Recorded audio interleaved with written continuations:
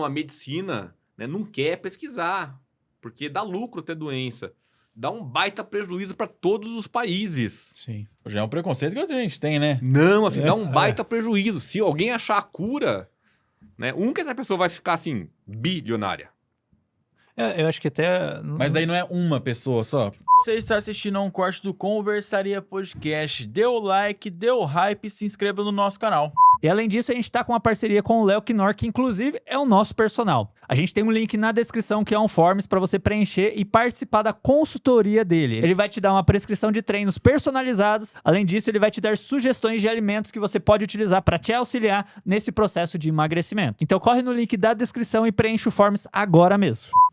Recentemente a gente teve o caso da pesquisadora, Sim, né, sim, e sim, tal. sim. Existe, assim... Nesse caso, a gente realmente achava que nunca teria uma solução onde o paraplégico poderia voltar a andar. E pelo jeito não, né?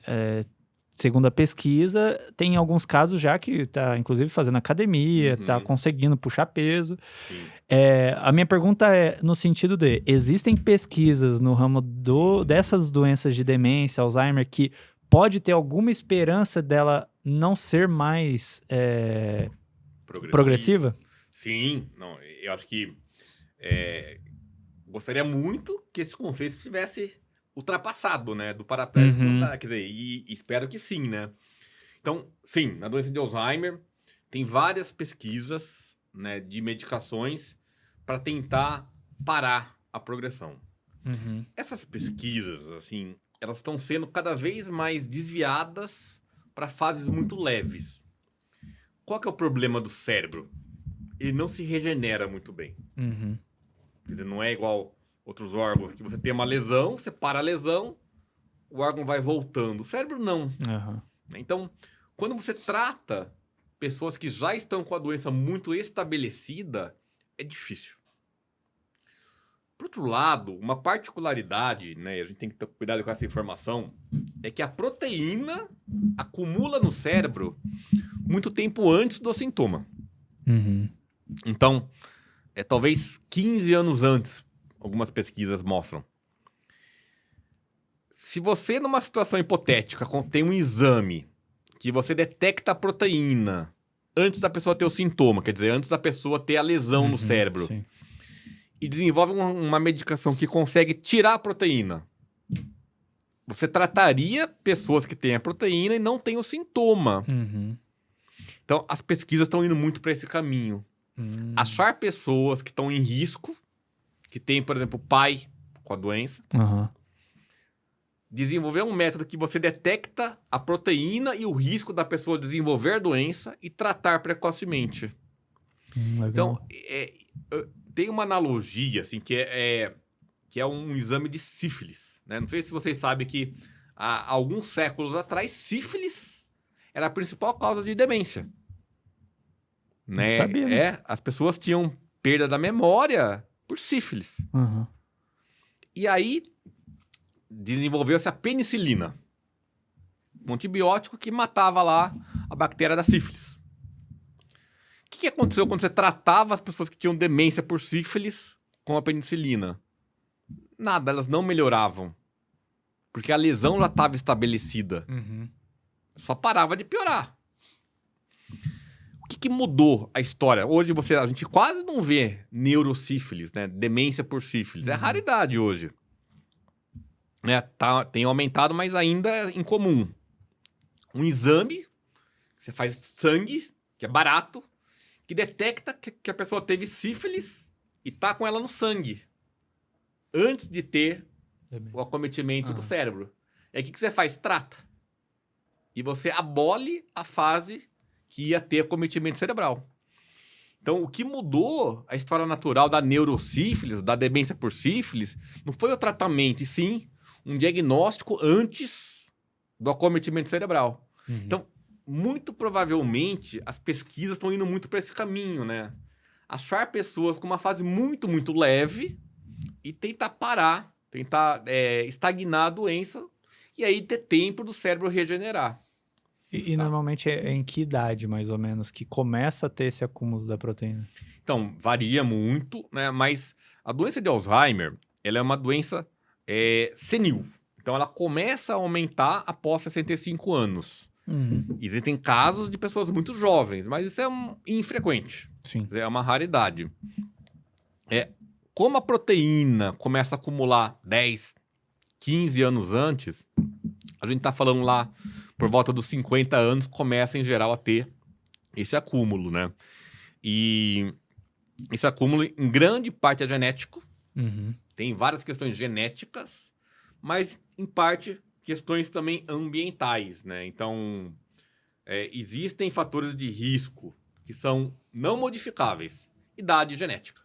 Sim. Você não muda a sua idade, infelizmente, né? Podia voltar um pouquinho. Nem a sua genética. Por outro lado, você tem riscos que são modificáveis, né? Que você pode mudar ao longo da vida e reduzir a sua chance de ter demência. E a gente está falando de quase 50% de risco modificável. Então, isso é bastante, né? Isso é muito relevante. Especialmente pensando em populações. Imagina se um remédio reduzisse a chance de uma população ter demência em 50%. Ia ser fantástico isso. Esse é o número da prevenção de fatores modificáveis. Caraca. Essa questão da... Com certeza já deve ter entrado em debate, mas da cura, né? Assim, o porquê ainda não acharam a cura. Você acha que é mais por conta da proteína que você falou? Você acha que tem algum aspecto do Alzheimer que dificulta a achar essa cura, né? Porque Sim. da AIDS, se não me engano, é o vírus, né? A replicação lá que é complicado, a questão do material genético. Mas no Alzheimer, o que dificulta a tal da cura ser achada? Então, eu posso dizer assim, inúmeros fatores, né? Posso listar? Posso listar, né? Eu podia dar uma aula assim, de 1 hora sobre por que a gente não consegue achar a cura, né?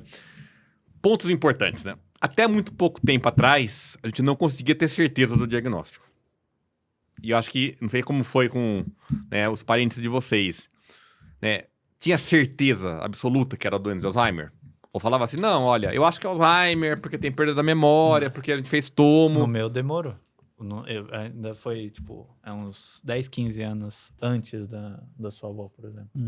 Acho que talvez até mais. Meu avô faleceu, acho que vai fazer uns 10 anos. Então, talvez até 20 mais. Então... Não tinha essa certeza. Você tinha que esperar a doença progredir para ter certeza. Então, isso vai contra o princípio de tratar, né, de identificar a biologia da doença, a proteína, muito tempo antes. Sim. Então, a gente tá falando assim, de 15, 20 anos, não tinha isso. Né? E hoje tem, mas ainda não tá muito disponível. Quer dizer, o primeiro aspecto é esse, né? Quer dizer, a gente não conseguia ter o diagnóstico. A gente não conseguia e não consegue ainda entender como as proteínas, a gente sabe que elas acumulam, mas como que uma induz a outra, né? Como que elas progridem, como que elas se disseminam. Quer dizer, tem ainda muita peça de quebra-cabeça que não está preenchida. A outra dificuldade, né, é que tem uma fase assintomática. A pessoa tá lá com a proteína por, às vezes, anos e não tem sintoma nenhum. Como é que você vai saber que a pessoa tem a proteína? Você vai pesquisar em todo mundo? Tem algum exame que detecta? Tem exame que detecta. Mas daí hoje. Como é que você vai... Qual que é o grande problema? Grande parte das pessoas que têm a proteína não vai ter a doença. Aí é complicado. É difícil, né? Então é difícil, assim, né? Outros aspectos difíceis, né? Uma das proteínas, ela tá dentro do neurônio. E tem uma barreira, né? De acesso do sangue pro neurônio, né? Pro cérebro. Essa barreira, ela dificulta os remédios chegarem, né, no alvo, que tá dentro do neurônio. Tá? Então, vocês imaginam, assim, que tem muita pesquisa. Muita pesquisa. Às vezes a gente ouve assim, não, a medicina, né, não quer pesquisar, porque dá lucro ter doença.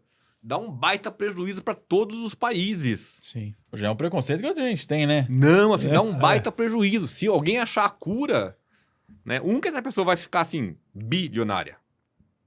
Eu acho que até... Mas daí não é uma pessoa só. Porque quando você está vendendo remédio, são várias pessoas que são beneficiadas. E assim, um dos pontos, assim, que a indústria investe muito nisso, buscando lucro, buscando Sim, retorno. Sim.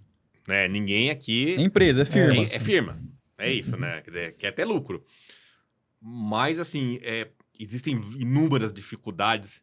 Então, o ano passado, né, a Anvisa aprovou uma nova medicação, né, para a doença de Alzheimer.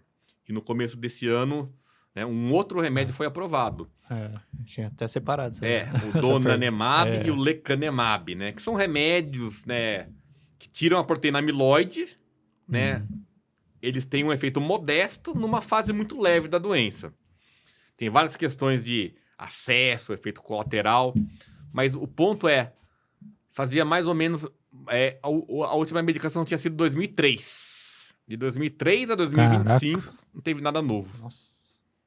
Imagina isso, né? Como é frustrante, né? Como apesar de inúmeros estudos e pesquisa, quer dizer, é uma área difícil, né? Doença degenerativa, doenças que são proteínas, que vão acumulando no cérebro, é muito mais complexo do que HIV, por exemplo. Né? Quer dizer, HIV foi admirável, né?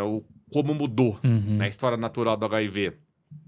Acho que a gente ainda está longe de ter esse resultado de HIV para Alzheimer.